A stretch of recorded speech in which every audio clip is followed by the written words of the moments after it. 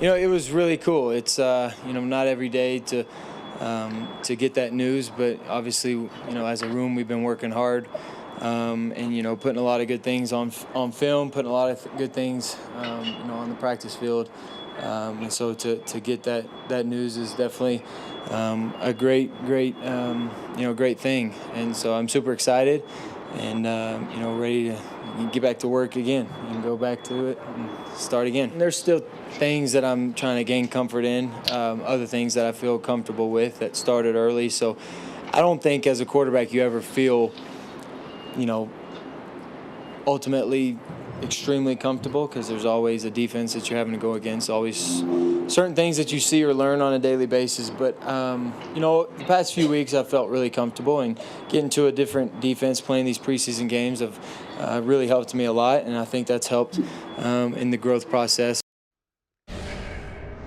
What have you seen from him, Chris, that defies or contradicts or maybe shows you he's grown and matured and developed from your evaluation of him before the draft? I can't say a whole lot. I was higher on him than most, right? I made him the third quarterback behind Jaden Daniels and Caleb Williams at number 1.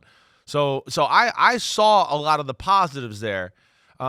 I think the thing that needed to be answered for most of the public and everybody there was the down the field throwing, the pep on the football, right? Can he make throws into tight windows? That's what the thing everybody questioned a little bit, right? Was it the offense that helped him, or can he actually do this? And like we saw the other night in the game, like we showed the highlight a minute ago, if you want to show it again against the Colts, he throws the in-cut to Cortland Sutton on the right side. There's plenty of arm there. I mean, he can let it go when he wants to.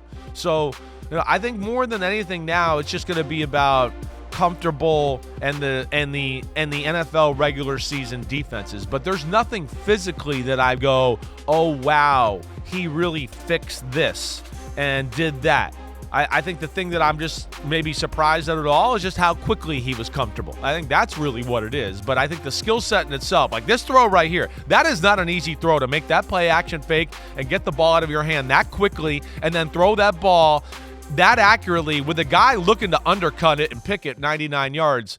That's special stuff. But no, I think it's just how quickly he's become comfortable that's maybe the most surprising, Mike.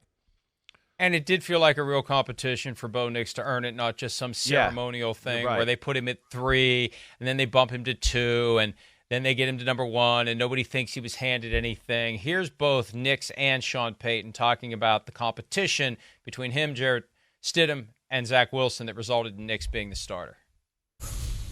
We all attacked every day like we were the starter. So we all attacked each time we were able to go with the ones. Each time we were able to switch up, we all went to practice like, this is our opportunity to be the starter. So if you go with that mindset, then when they tell you it shouldn't change much because you've been practicing that way and that's your daily habit. So I'll give credit to Stiddy and Zach. They came every day practicing like they're the starters, and they're going to continue to do that because we all know one play can change things. But those guys have pushed me, extremely hard. I've learned a lot from those two, and wouldn't be here without them, pushing me along the way, teaching me things, and they've been incredible to have in a room for a rookie quarterback, and so I really thank them a lot. Is this a decision for the entire year? Is it a week-by-week? Yeah, I knew that question was coming, and this goes for the team. There's no tour exemptions for 17 weeks, like Castle Pines right now.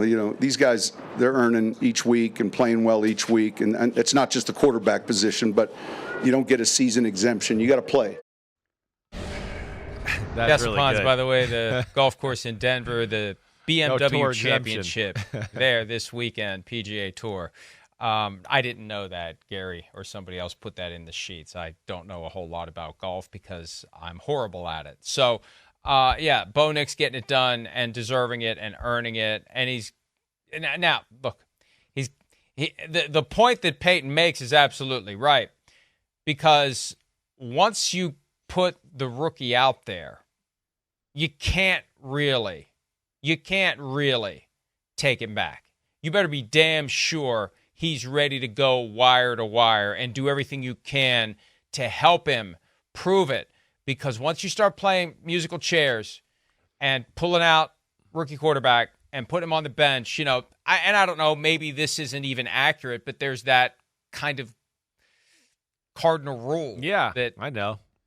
You mess with the guy's head and you screw up his future prospects and you hurt his development if you put him out there as the starter and then bench him at some point during that rookie year, and then he's out there again, and then that back and forth. I think it messes with fan expectations, and do they like the guy, do they not like the guy? You just want, when you have made that investment, once he's there, he's got to stay. It's got to run its course. It can't be back and forth. It can't be bench and unbench the guy. Yeah, you're right about that. I mean, hey, they've said it. That quarterback room's real. I mean, Stidham's talented.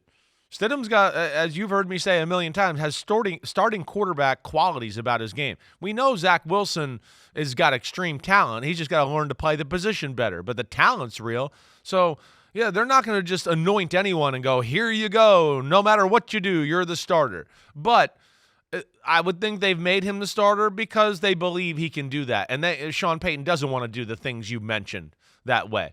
And that's really cool that Sean Payton can have a young quarterback like this and 4 weeks into training camp go, damn, I think he's the best one. I think he's really talented. And, gosh, he can handle all of my offense and the media and everything that way. Wow, this is a special rookie here. I think I can start him. I think he can do this. I think he can go 17 weeks in a row. So that's the ultimate goal. And I think that's the really I think the really cool thing about this draft class. Right? I mean, the fact that we got Caleb, Jaden, and Bo Nix right off the bat, and there's really no question. It's not like, oh, they're not looking that good, but they're top picks of the draft, so they got to get out there and play a little bit. This is like slam dunk. Like you saw 5 plays from all of them, and you're like, wow, they look good. They look like they're starters. And all right, let me see a little bit more if they're consistent. Whoa, they're amazing. I think we got something rare and special here with this class in a lot of ways, especially these 3 guys. And who knows? There still could be a 4th one lurking out there, whether it's Drake May or Michael Penix Jr., although for now, 3 is probably it. We're not going to see J.J. McCarthy at all this year. He'll likely be the week 1 starter next year. Yeah, he would have been 4 this year. It was trending that way, like you said, right? It would have been 4. It would have been those 4. J.J. McCarthy was certainly giving off the vibes after that first preseason game. You said it, the way they called the game, how many throws they called, where it was going.